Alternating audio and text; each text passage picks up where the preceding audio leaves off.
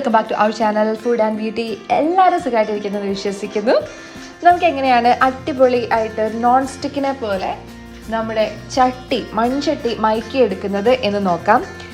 ഏത് രാജ്യത്ത് പോയാലും നമ്മൾ കൊണ്ടുവന്ന നമ്മൾ ഇഷ്ടപ്പെടുന്ന ഒന്നാണ് മൺചട്ടി.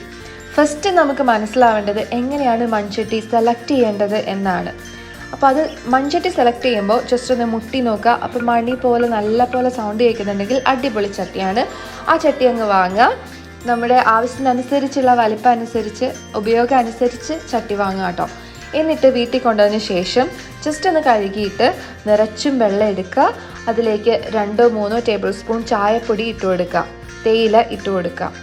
എന്നിട്ട് നമ്മൾ നല്ല പോലെ തിളപ്പിക്കാൻ പോവാണ്. കട്ടൻ ചായയൊക്കെ ഉണ്ടാക്കുന്ന പോലെ. മധുരമൊന്നും ഇടേണ്ട ആവശ്യമില്ല കേട്ടോ. അപ്പോൾ ജസ്റ്റ് ഇങ്ങനെ ചെയ്യുമ്പോൾ എന്താ സംഭവിക്കുന്നതെന്ന് വെച്ച് കഴിഞ്ഞാൽ നല്ല പോലെ കറയാവും. ആ കറയും ഒക്കെ നമ്മുടെ ഈ ചട്ടിയിലേക്ക് പിടിക്കും. മൺചട്ടിയുടെ പ്രത്യേകത അതിൽ വയ്ക്കുന്ന എല്ലാം അത് അബ്സോർബ് ചെയ്യും എന്നുള്ളതാണ്. അപ്പോൾ ഇത് നല്ല പോലെ ഞാൻ ഒരു 15 മിനിറ്റ് 20 മിനിറ്റോളം ഇങ്ങനെ തിളപ്പിക്കുന്നുണ്ട്. അപ്പം ഞാൻ ഈ ചട്ടി വാങ്ങി വരുന്ന ആ ദിവസം നൈറ്റാണ് ഇങ്ങനെ ചെയ്യാറ്. നൈറ്റ് ഇതുപോലെ 15 മിനിറ്റ് തിളപ്പിച്ച് കഴിയുമ്പോൾ ഓഫ് ചെയ്യും. ഓഫ് ചെയ്താലും കുറേ നേരം കൂടി ഇതിങ്ങനെ തിളച്ചുകൊണ്ടിരിക്കും മൺചട്ടി ആയതുകൊണ്ടിട്ട്. പിന്നെ അതുപോലെ റെസ്റ്റ് ചെയ്ത് മോർണിംഗ് വരെ ഇതുപോലെ ഞാൻ ജസ്റ്റ് ഇങ്ങ് വച്ചേക്കും.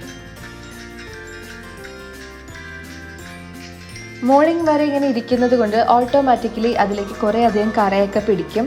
അതിൻ്റെ ആ മണ്ണിൻ്റെ മണമെല്ലാം അതിൽ നിന്നങ്ങ് പോയി കിട്ടും.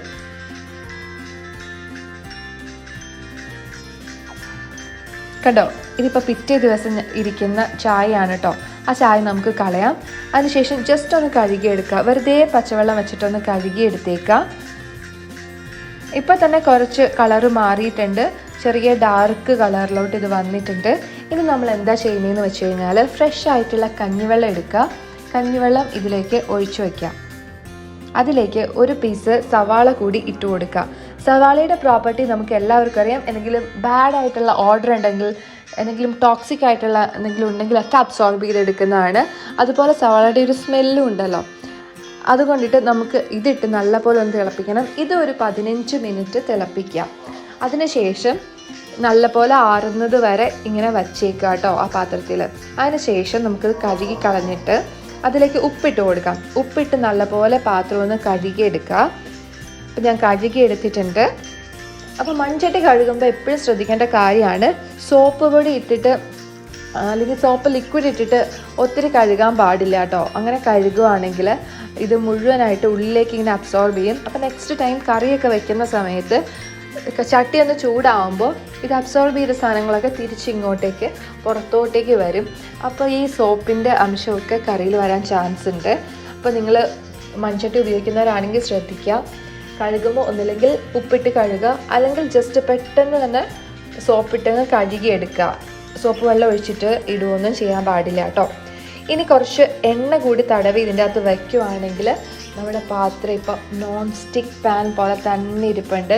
നമ്മൾ ആകെ എടുത്ത ടൈം ഒരു അരമണിക്കൂറാണ് ഈ പ്രോസസ്സിന്. പിന്നെ ടോട്ടൽ ഒരു 24 അവേഴ്സിനുള്ളിൽ നമുക്ക് ഈ ചട്ടി അടിപൊളിയായിട്ട് റെഡി ആയിട്ട് കിട്ടിയിട്ടുണ്ട്. കുക്ക് ചെയ്യാനായിട്ട് പാകത്തിനായിട്ടാണ് കിട്ടിയിട്ടുള്ളത്. അപ്പോൾ ഈ ഒരു മെത്തേഡ് ഗ്യാസ് മാത്രമുള്ളവർക്ക്, അടുപ്പില്ലാത്തവർക്ക്, ഫ്ലാറ്റിൽ താമസിക്കുന്നവർക്ക്, ഒട്ടും ടൈമില്ല ഇതിൻ്റെ പുറകെ ഇങ്ങനെ നടക്കാൻ ടൈമില്ലാത്തവർക്ക് ഒക്കെ വളരെ ഹെൽപ്ഫുള്ളാണ് എന്ന് എനിക്കറിയാം. അപ്പോൾ എല്ലാവർക്കും ഹെൽപ്ഫുൾ ആയിട്ടുണ്ട് ഈ വീഡിയോ എന്ന് ഞാൻ വിചാരിക്കുന്നു. എല്ലാവരും ഇപ്പം തന്നെ പോവുക, ഒരു മൺചട്ടി വാങ്ങി അടിപൊളിയായിട്ട് ഇതുപോലെ മയക്കിയെടുത്ത് ഉപയോഗിച്ചോളൂ. പഴയ കാര്യങ്ങളൊക്കെ വളരെ നല്ലതാണ്. എല്ലാവരും പഴയ ഒരു ലൈഫ് സ്റ്റൈലിലേക്ക് തന്നെ തിരിച്ചു പോകുക. അടുത്ത ഒരു അടിപൊളി വീഡിയോയുമായി വീണ്ടും കാണാം. അതുവരെ എല്ലാവരും ഹാപ്പി ആയിട്ടിരിക്കുക, പോസിറ്റീവായിട്ടിരിക്കുക. Take care, bye by.